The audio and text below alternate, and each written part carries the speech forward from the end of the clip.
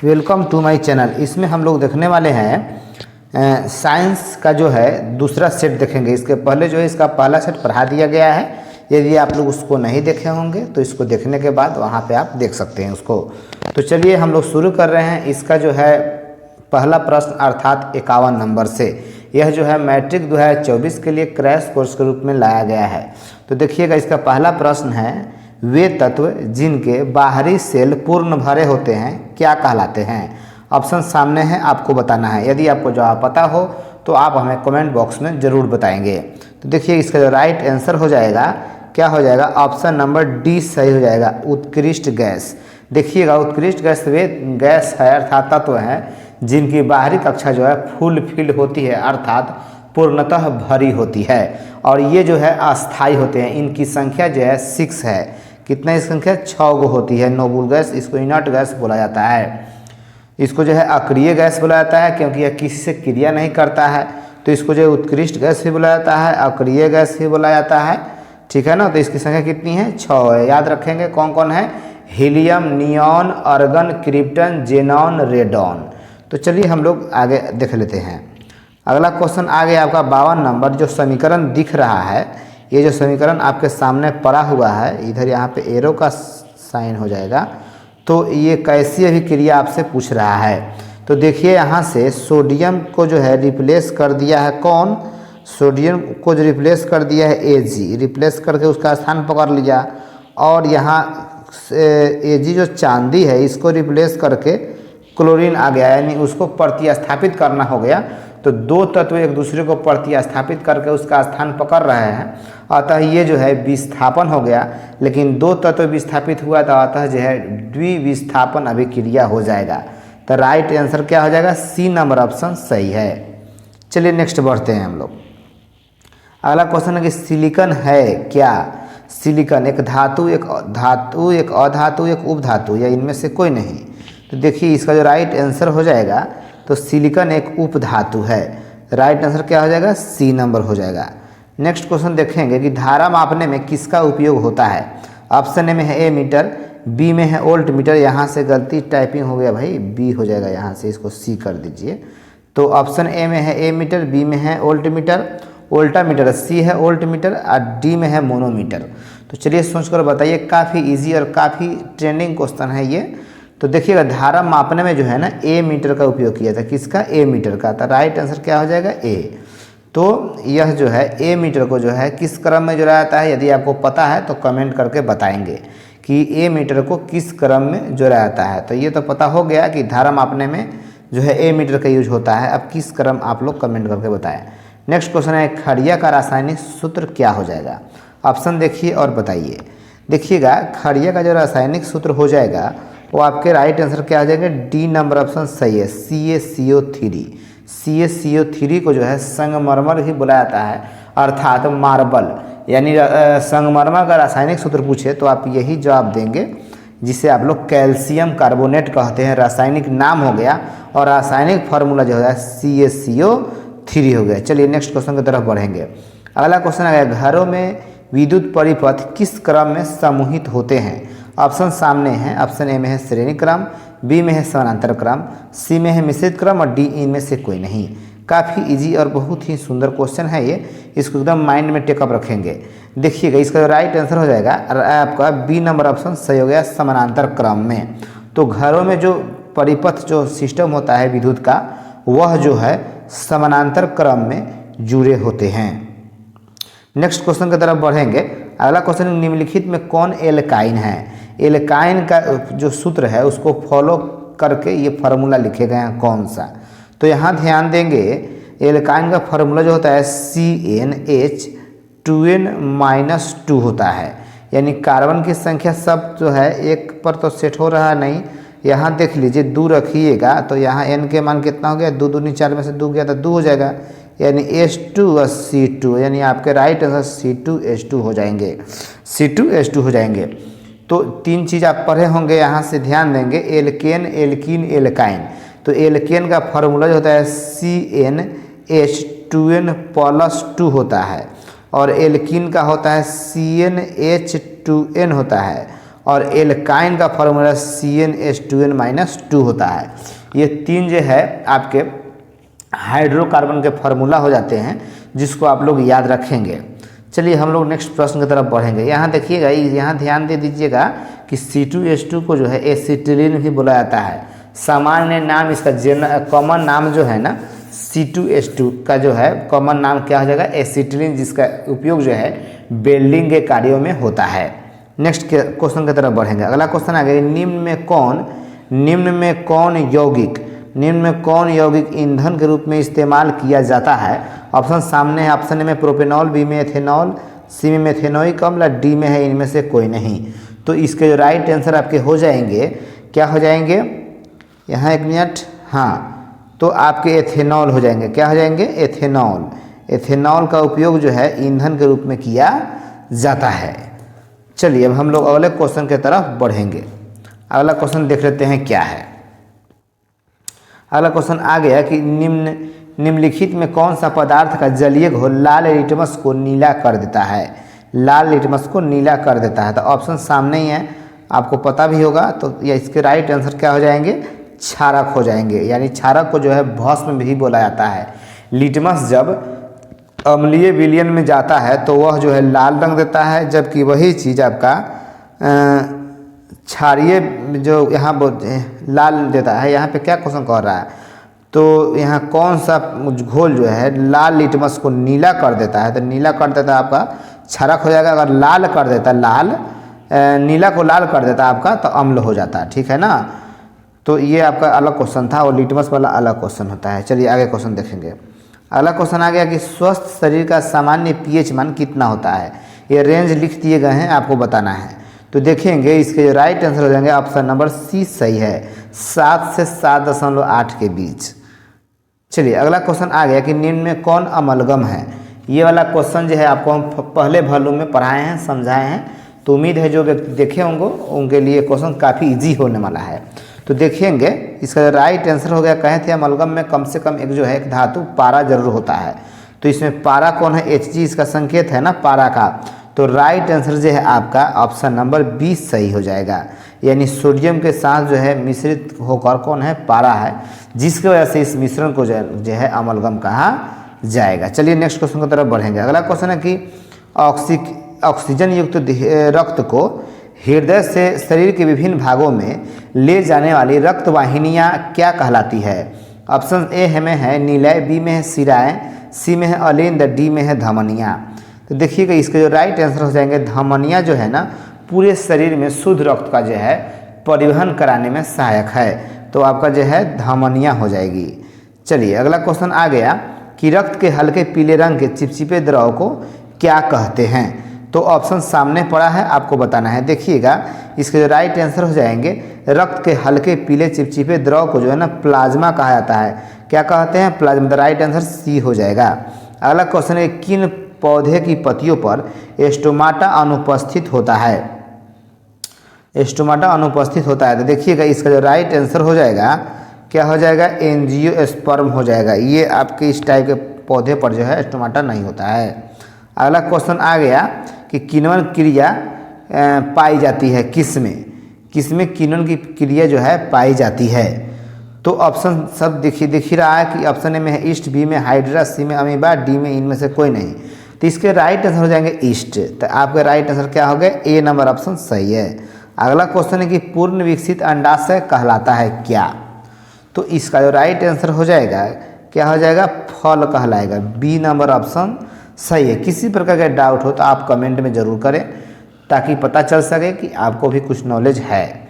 अगला क्वेश्चन आ गया कि ग्लूकोज का रासायनिक सूत्र है क्या। ऑप्शन दिख रहा है ना, काफ़ी इजी क्वेश्चन है।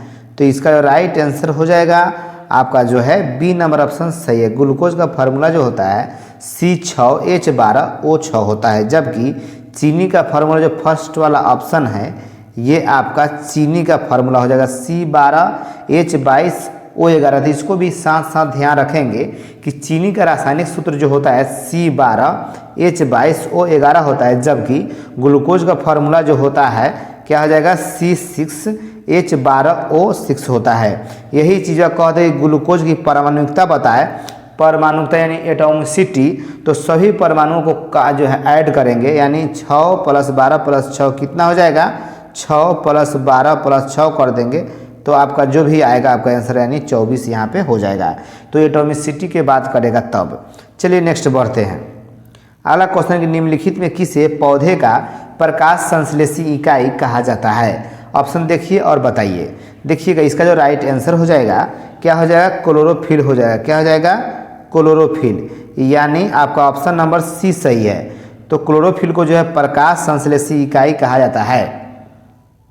इसके वजह से जो है पौधे की पत्तियों का रंग जो है हरा होता है, ये तो आपको पता ही है।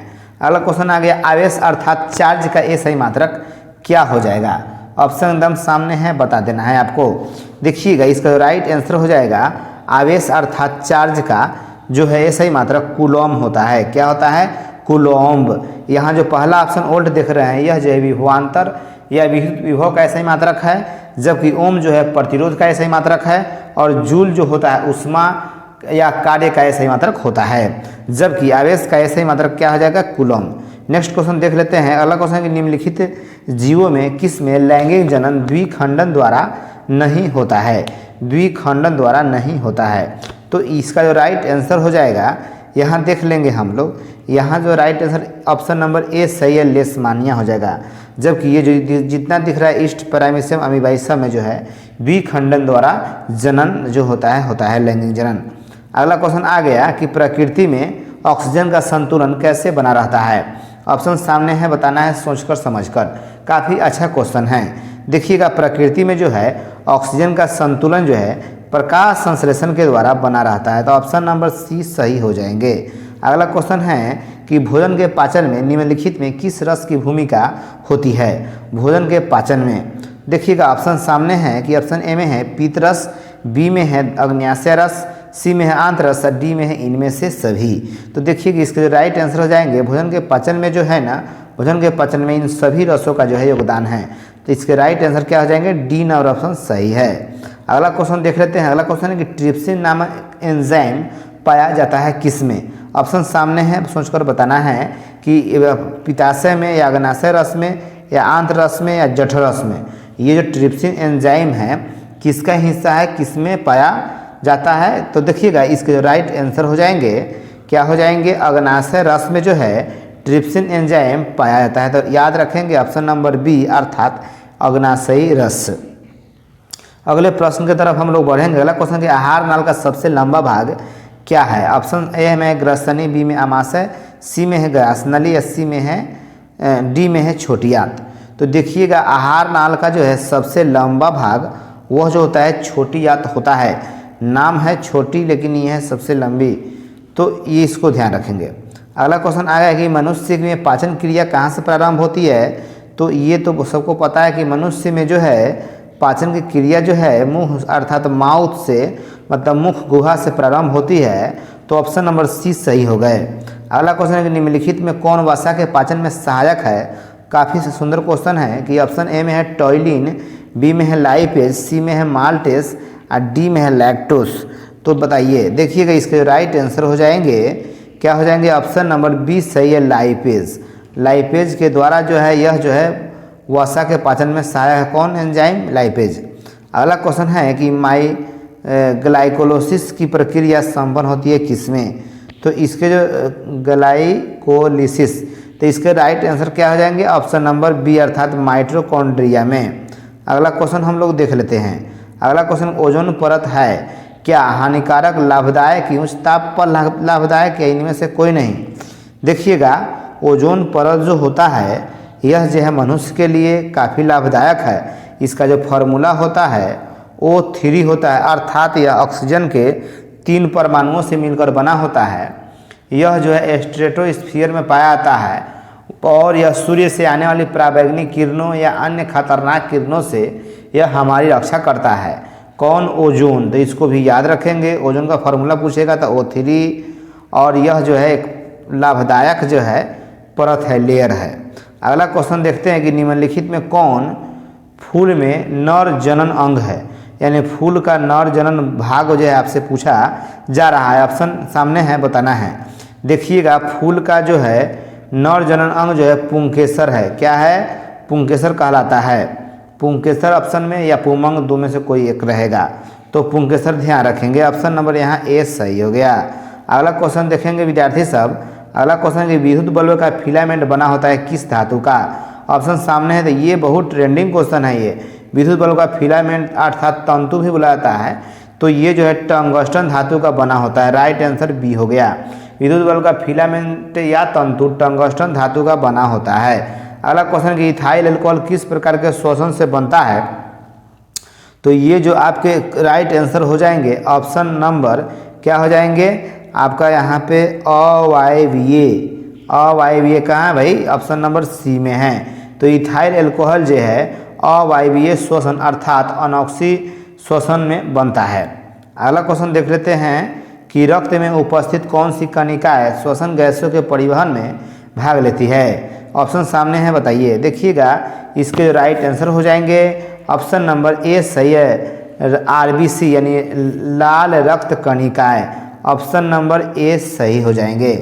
अगला क्वेश्चन हम लोग देख लेते हैं कि पादप अपशिष्ट जमा होता है किसमें? पत्तियों में, छाल में, कोशिकीय रिक्तिकाओं में, इनमें सभी में। तो इसके राइट आंसर हो जाएंगे जो पादप अपशिष्ट है यह जो है इन सभी भागों में जमा होते रहता है। अगला क्वेश्चन हो गया कि मनुष्य की आहार नाल का कौन सा भाग किसी एंजाइम को स्रावित नहीं करता है? तो आपका ऑप्शन जो है सामने है, तो आपके राइट आंसर हो जाएंगे ऑप्शन नंबर सी अर्थात ग्रास नली जो है किसी प्रकार के एंजाइम स्रावित नहीं करता है। अगला क्वेश्चन आ गया कि जब किसी चालक तार से विद्युत धारा प्रवाहित होती है तो गतिशील कण कौन होता है? काफ़ी इजी और ट्रेंडिंग क्वेश्चन है, तो ये जो बोर्ड में बहुत बार पूछे गए हैं। ऑप्शन सामने है, परमाणु, प्रोटॉन, मेसॉन या इलेक्ट्रॉन। तो ये जो राइट आंसर हो गया क्या हो जाएगा? इलेक्ट्रॉन अर्थात डी नंबर ऑप्शन सही हो जाएंगे।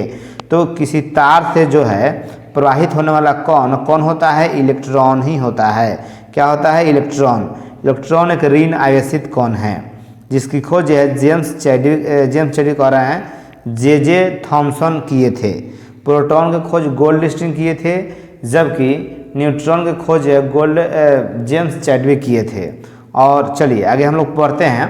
अगला 86 नंबर क्वेश्चन आ गया कि कौन सा हार्मोन पौधों की वृद्धि से संबंधित नहीं है? ये वृद्धि को रोकने वाला मतलब हार्मोन पूछ रहा है, तो ऑप्शन सामने है, देखिए बताइए। तो कौन वह हार्मोन है जो वृद्धि रोधक है, यानी वृद्धि कराने में नहीं बल्कि वृद्धि को रोकने में सहायक है? तो ये जो आपके आंसर हो जाएंगे क्या हो जाएंगे? ऑप्शन नंबर डी सही है, यानी एब्सिसिक एसिड हो जाएगा। क्या हो जाएगा? Abscisic acid. चलिए नेक्स्ट देख लेते हैं हम लोग। अगला क्वेश्चन है कि मानव हृदय किस तंत्र का भाग है? मानव हृदय किस तंत्र का भाग है? ऑप्शन देखिए और बताइए। बहुत इजी क्वेश्चन। श्वसन तंत्र, परिवहन तंत्र, पाचन तंत्र या उत्सर्जन तंत्र? देखिएगा मानव हृदय जो है ना ब्लड को जो है पूरे शरीर में जो है पंप अर्थात प्रेशर बनाकर भेजने का काम करता है। तो ये जो आपका राइट आंसर यहाँ पे बी नंबर ऑप्शन सही अर्थात परिवहन तंत्र हो जाएगा। तो मानव हृदय जो है केंद्रीय पंप अंग है जो ब्लड को जो है सब पूरे शरीर में जो है यह जो है दबाव बनाकर भेजने का काम करती है। अगला क्वेश्चन आ गया कि जीव विज्ञान की वह शाखा जो गुणों के वंशानुक्रम के अध्ययन से संबंधित है क्या कहलाती है? तो इसके जो राइट आंसर हो जाएंगे आपके ऑप्शन नंबर क्या हो जाएंगे? ऑप्शन पहले देख लीजिए आप लोग अपने से। तो यहाँ जो आपका आंसर हो जाएगा बी नंबर पर सही है। अनुवांशिकी जिनका भी आया है मन में उनका सही है। मन से ही अपने एकदम विचार करते चले। यदि आपको जवाब पता है तो मन में ही बुदबुदाएं, यदि नहीं पता है तो उसको समझे और बार बार मन में उसको रिवाइज करें ताकि कहीं भी भेंटाए तो ये छूटने न पाए। एकदम तैयारी एकदम साथ करते रहिए एकदम। यदि नंबर लाना है 450 प्लस तो कुछ करना होगा स्पेशल आपको। क्वेश्चन है कि श्वसन क्रिया में निम्नलिखित में से किस गैस को ग्रहण किया जाता है? तो सब बच्चे भी बता देंगे इस क्वेश्चन को कि श्वसन के रूप में हम लोग क्या लेते हैं? ऑक्सीजन लेते हैं और कार्बन डाइऑक्साइड छोड़ते हैं। यहाँ ग्रहण करने वाला पूछ रहा था, लेने वाला पूछ रहा है, तो ये आपके ऑक्सीजन हो जाएंगे। ऑप्शन नंबर सी में है। अगला क्वेश्चन हो गया कि ग्लूकोज में कार्बन के कितने परमाणु होते हैं? तो अभी हमने इसी सीरीज में देखा है कि ग्लूकोज का फॉर्मूला जो है C6 H12 और O6 होता है, जिसमें कार्बन 6 गो, हाइड्रोजन 12 गो और ऑक्सीजन 6 गो है। तो जो पूछ रहा है बता दीजिए। तो कार्बन पूछ रहा है कार्बन का परमाणु कै गो, तो कार्बन का परमाणु कै गो, 6 गो जो दिख ही रहा है, तो ऑप्शन नंबर 20 सही हो जाएगा। चलिए अगला क्वेश्चन हम लोग देख लेंगे। अगला क्वेश्चन है कि मस्तिष्क में अनैच्छिक क्रियाओं का नियंत्रण केंद्र अवस्थित होता है किसमें? मेडुला में, अनुअग्र मस्तिष्क में, मध्य मस्तिष्क में या पश्चिम मस्तिष्क में? तो इसके राइट आंसर हो जाएंगे आपके क्या हो जाएंगे? ऑप्शन नंबर ए सही है, मेडुला में। अगला क्वेश्चन आ गया कि भारत में उत्पादित प्रत्यावर्ती धारा की आवृत्ति होती है। ऑप्शन सामने पड़ा हुआ है, आपको बताना है। काफ़ी अच्छा क्वेश्चन है, तो देखेंगे विद्यार्थी इसके जो राइट आंसर हो जाएंगे। भारत में उत्पादित प्रत्यावर्ती धारा की जो है फ्रीक्वेंसी जो होती है 50 हर्ट्ज जो होती है। ऑप्शन नंबर ए होता है 220 वोल्ट पर 50 हर्ट्ज। और घरों में जो जुड़े होते हैं वायर सब जो है वो समानांतर होते हैं। अगला क्वेश्चन आ गया कि किसी चालक के प्रतिरोधकता का ऐसा ही मात्रक क्या हो जाएगा? प्रतिरोधकता है, ऑप्शन ए में है ओम ओम, ऑप्शन बी में है ओम मीटर, सी में है प्रति ओम प्रति मीटर और डी बोलता है मीटर ओम। तो देखेंगे इसके राइट आंसर हो जाएगा प्रतिरोधकता है ना, प्रतिरोधकता का ऐसा ही मात्रक क्या हो जाता है? ओम मीटर होता है। क्या होता है? ओम मीटर। जबकि सिर्फ प्रतिरोध कहता तो आपका क्या हो जाता? ओम होता है। यहाँ पे प्रतिरोधकता कह रहा है तो आपका हो जाएगा ओम मीटर। अगला क्वेश्चन देखते हैं। अगला क्वेश्चन है कि लघु पथन के समय परिपथ में विद्युत धारा का मान होता है क्या? बहुत अधिक, बहुत कम कि अपरिवर्तित या इनमें से कोई नहीं? तो देखिएगा लघु पथन अर्थात शॉर्ट सर्किट की बात किया जा रहा है, तो इसका जो राइट आंसर हो जाएगा ऑप्शन नंबर ए सही है, बहुत अधिक बढ़ जाता है। तो अब शॉर्ट सर्किट की घटना अर्थात लघु पथन की घटना होती है। अगला क्वेश्चन देखेंगे कि बैटरी से किस प्रकार की धारा प्रवाहित होती है? ऑप्शन सामने है और बताना है। देखिएगा बैटरी से जो है, बैटरी से दिष्ट धारा अर्थात डायरेक्ट करंट प्रवाहित होती है, तो इसको भी याद रखेंगे। ऑप्शन नंबर ए सही है, बैटरी से जो है दिष्ट धारा प्रवाहित होती है। अगला क्वेश्चन आ गया कि विद्युत धारा उत्पन्न करने की युक्ति को क्या कहते हैं? तो ऑप्शन सामने है, बताना है। विद्युत धारा उत्पन्न करना, विद्युत धारा उत्पन्न करने की युक्ति को जो है जनित्र अर्थात जनरेटर कहेंगे। जनरेटर जो है यांत्रिक ऊर्जा को विद्युत ऊर्जा में बदलने का काम करती है, जबकि मोटर जो है विद्युत ऊर्जा को यांत्रिक ऊर्जा में बदलती है। तो यहाँ पे पूछ रहा है कि विद्युत धारा उत्पन्न करना अर्थात बनना, तो ये आपके जनित्र हो जाएंगे। जनित्र जो है यांत्रिक ऊर्जा को विद्युत ऊर्जा में बदलती है। अगला क्वेश्चन आ गया कि विद्युत चुंबक प्रेरण की खोज किसने की थी? तो ऑप्शन सामने है फैराडे, बी में है मैक्सवेल, सी में है फ्लेमिंग और डी में है जूल। तो देखेंगे विद्युत चुंबकीय प्रेरण की खोज जो है माइकल फैराडे ने किए थे। तो 97 का right answer A number option सही हो जाएगा, फैराडे इसके आंसर हो जाएंगे। अगला क्वेश्चन कि विद्युत चुंबक बनाने के लिए किस पदार्थ के छड़ का उपयोग होता है? ऑप्शन सामने पड़ा है। ऑप्शन ए में इस्पात, बी में है पीतल, सी में है नरम लोहा, डी में इनमें से कोई नहीं। देखेंगे इसके जो राइट आंसर हो जाएंगे क्या हो जाएंगे? नरम लोहा, याद रखेंगे। ऑप्शन नंबर सी सही हो जाएगा, विद्युत चुंबक बनाने में नरम लोहा का उपयोग होता है। अगला क्वेश्चन है कि पवनों का देश किस देश को कहा जाता है? ऑप्शन ए में है भारत, बी में है नीदरलैंड, सी में है डेनमार्क, डी में इंडोनेशिया। तो इसके जो राइट आंसर हो जाएंगे डी ए नहीं, सी नंबर ऑप्शन सही है, डेनमार्क।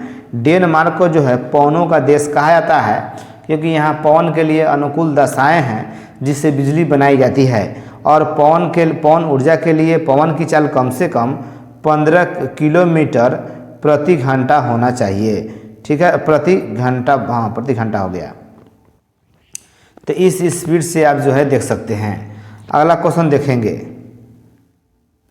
अगला क्वेश्चन आ गया कि बायोगैस का मुख्य अवयव क्या है? ऑप्शन ए में है ऑक्सीजन, बी में है नाइट्रोजन, सी में है मेथेन और डी में है कोयला।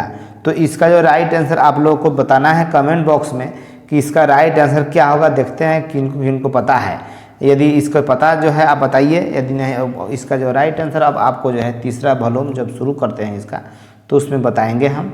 यदि इसको आपको पहले से पता है तो आप कमेंट करके बताइए। और पवन की चाल जो है विद्युत ऊर्जा के लिए पवन की चाल कितनी होनी चाहिए ये कमेंट करके भी बताएं। तो चलिए ठीक है, मिलते हैं हम लोग अगले वीडियो में। यदि आपको वीडियो अच्छा लगा हो तो आप जो है लाइक कीजिए और अपने दोस्तों में शेयर ज़रूर कीजिए। चैनल पर नए हो तो सब्सक्राइब करें और ऐसे ही वीडियो के लिए हमसे जुड़े ताकि आपकी तैयारी बेहतर से बेहतर ढंग से हो सके। तो चलिए मिलते हैं अगले वीडियो में, तब तक के लिए धन्यवाद। जय हिंद।